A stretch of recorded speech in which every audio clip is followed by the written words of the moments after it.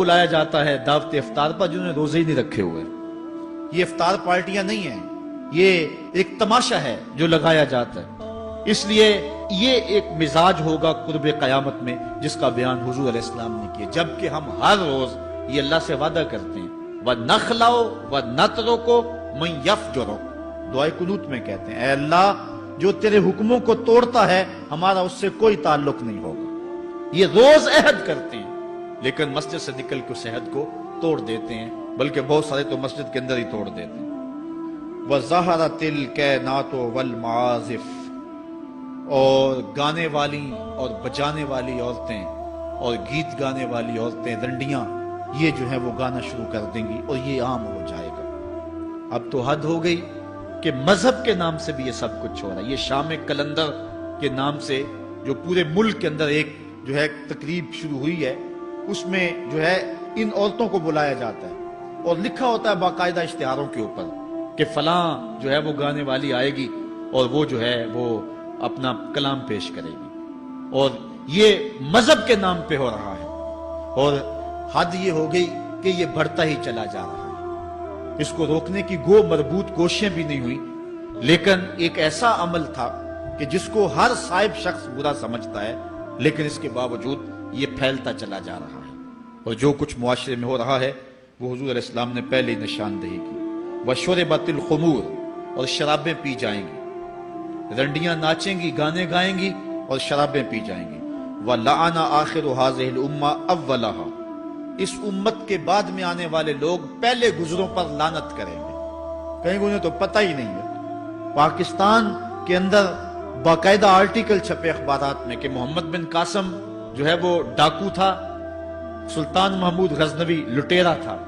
یہ مضامین شائع ہوئے. صحابہ کو گالیاں نہیں دی جا رہی. کتنے لوگ ہیں جو صحابہ کو برا بھلا کہتے ہیں. اور حضور علیہ السلام کے والدین طیبین جن کی وساطت سے یہ درے اور گوہر شاہوار ہمیں نصیب ہوا، ان والدین کو ممبروں پہ بیٹھ کے کیا جہنمی نہیں کہا جا رہا؟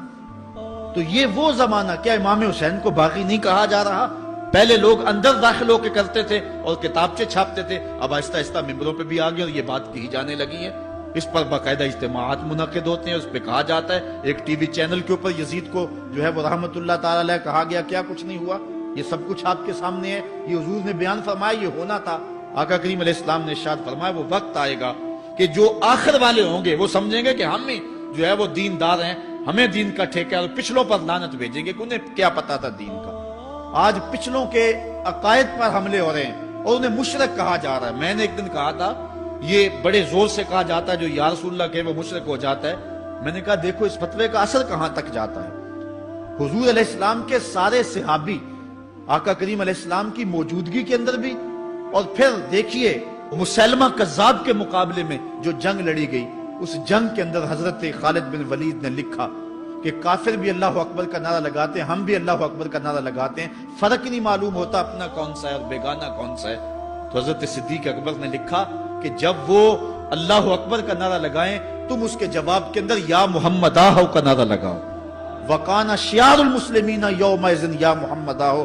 اس دن مسلمانوں کا شعار یہ تھا، جو یا محمد یا رسول اللہ کہتا تھا وہی مومن مانا جاتا تھا، باقی کو تہہ تیگ کر دیا جاتا تھا.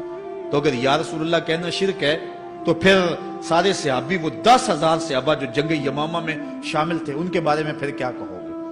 پھر حضرت زین العابدین کے بارے میں کیا کہو گے جو کربلا کے میدان میں مدینے کی طرف منہ کر کے کہہ رہے ہیں یا رحمت للعالمین ادرک لزین العابدین. پھر حضرت زینب کے بارے میں کیا کہو گے؟ یا محمد آہو یا محمد آہو ھذا حسین مزمل بالدماء ہو، جو کربلا میں کھڑا ہو کے کہہ رہی ہیں اے میرے نانا حضور، اے محمد عربی، آپ کے حسین کو دیکھو خون میں نہا گیا ہوا ہے. تو پھر کیا یہ فتویٰ تمہارا کہاں تک پہنچے گا؟ نہ صحابہ بچیں گے، نہ اہل بیت بچیں گے، اور نہ اولیاء امت بچیں گے جنہوں نے کہا تھا یا رسول اللہ انظر حالنا یا حبیب اللہ اسمع قالنا.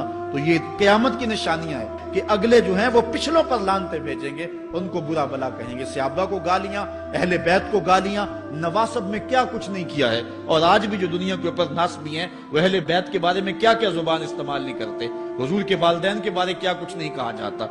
تو یہ سب کچھ ہونے والا ہے جو حضور علیہ السلام نے بیان کیا، کچھ ہو رہا ہے اور کچھ تم دیکھو گے اپنی آنکھوں کے سامنے. پھر ارشاد فرمایا فَارْتَقِبُوا عِنْدَ ذَلِكَ رِيحًا حَمْرَاءَ وَزَلْزَلَةً وَخَسْفًا وَمَسْخًا وَقَذْفًا وَآيَاتٍ تُتَابِعُ كَنِظَامٍ قُطِعَ سِلْكُهُ فَتُتَابِعُ۔ فرمایا کہ پھر جب یہ حالات ہوں گے اور یہ پوری طرح حالات معاشرے میں پیدا ہو جائیں گے تو پھر سرخ آندیاں آئیں گی، پھر انتظار کرنا سرخ آندیوں کا، وَزَلْزَلَةً اور زلزلے کا انتظار کرنا، وَخَسْفًا وَمَسْخًا وَقَذْفًا اور دھنسنے کا انتظار کرنا، اوپر سے پتھروں کے نازل ہونے کا اور شکلوں کے بگڑنے کا انتظار کرنا۔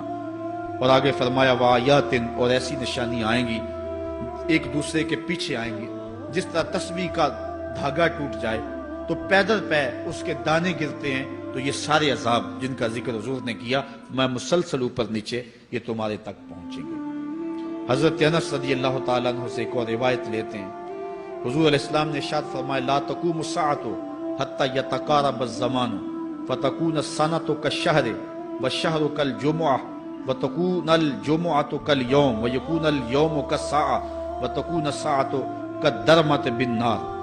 فرمایا جب قیامت آئے گی اتنی دیر تک قائم نہیں ہو سکتی جب تک زمانے مختصر نہیں ہو جائیں گے، زمانے سمٹ نہیں جائیں گے، حتیٰ کہ سال مہینے جتنا ہو جائے گا، اور مہینہ